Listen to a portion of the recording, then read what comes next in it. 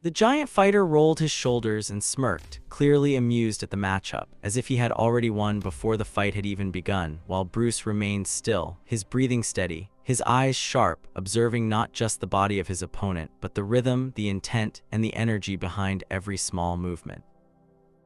As the signal to begin was given, the larger fighter wasted no time, charging forward with surprising speed for someone of his size, the ground almost seeming to shake beneath his steps as he attempted to close the distance instantly and overwhelm Bruce with his weight.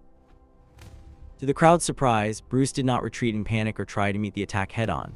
Instead, he shifted slightly, just enough to let the massive force pass by him, his movement so efficient and controlled that it looked almost effortless.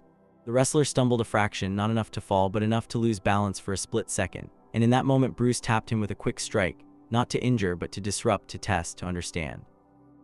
It became clear immediately that Bruce was not fighting the man's size. He was studying it, breaking it down, looking for patterns and weaknesses that brute strength alone could not protect. The crowd began to murmur, sensing that something deeper was unfolding, something beyond a simple contest of power.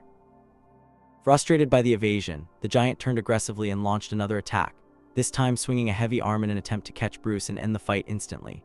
The sheer force behind the strike was undeniable, and had it landed cleanly, it could have caused serious harm. But Bruce's response was again rooted in precision rather than resistance. He slipped just outside the range, his footwork light and calculated, his body moving as if guided by instinct rather than effort. In that moment, the difference between them became clearer, not just in size, but in approach. The larger fighter relied on dominance, on overwhelming force, on the belief that power alone could solve any situation, while Bruce operated on timing, awareness, and efficiency, using the smallest movement to create the greatest advantage. Each time the wrestler attacked, he expended enormous energy, and each time Bruce responded, he used only what was necessary, conserving strength while gradually taking control of the flow of the fight. As minutes passed, the pattern began to shift. The giant's breathing grew heavier, his attacks slightly slower, his frustration more visible. He was not used to missing, not used to being unable to impose his will on an opponent, and certainly not used to being studied and controlled in such a subtle way. Bruce, on the other hand, remained composed, his expression unchanged, his movements just as sharp and precise as they had been at the start. Then, in a brief but decisive exchange, the wrestler managed to get close enough to attempt a grapple, reaching out with both arms to grab hold of Bruce, knowing that if he succeeded, the fight would likely end in his favor. For a split second, the crowd gasped, believing that this was the moment that would decide everything. But Bruce reacted instantly, shifting his weight and redirecting the force, turning what could have been a capture into an imbalance, causing the larger man to lose his footing once again. It was not strength that saved him, but understanding, an ability to read movement and respond before it fully formed. Now visibly exhausted and increasingly desperate, the wrestler launched one final charge, putting all his remaining strength into a single attempt to overpower Bruce completely. The intensity of the moment froze the crowd into silence, every eye locked on the two figures as they moved toward each other.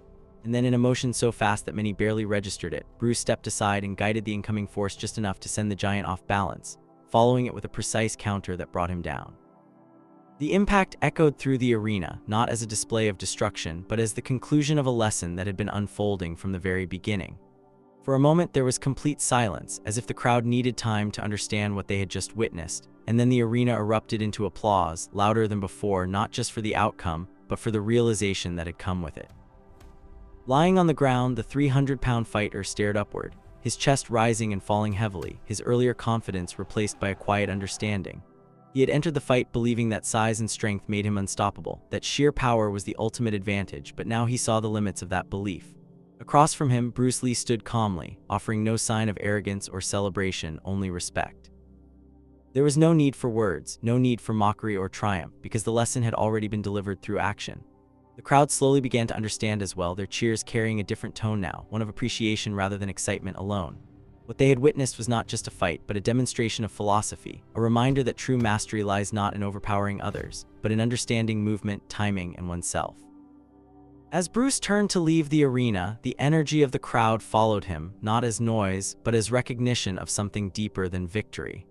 The giant remained on the ground for a moment longer before finally sitting up, no longer defeated in spirit, but changed, as if the fight had stripped away an illusion and replaced it with clarity. And in that moment, the true outcome of the battle became clear, not the fall of a stronger man, but the rise of understanding, the realization that strength without control is incomplete, and that mastery is not measured by size, but by how well one understands the art of movement, balance, and life itself.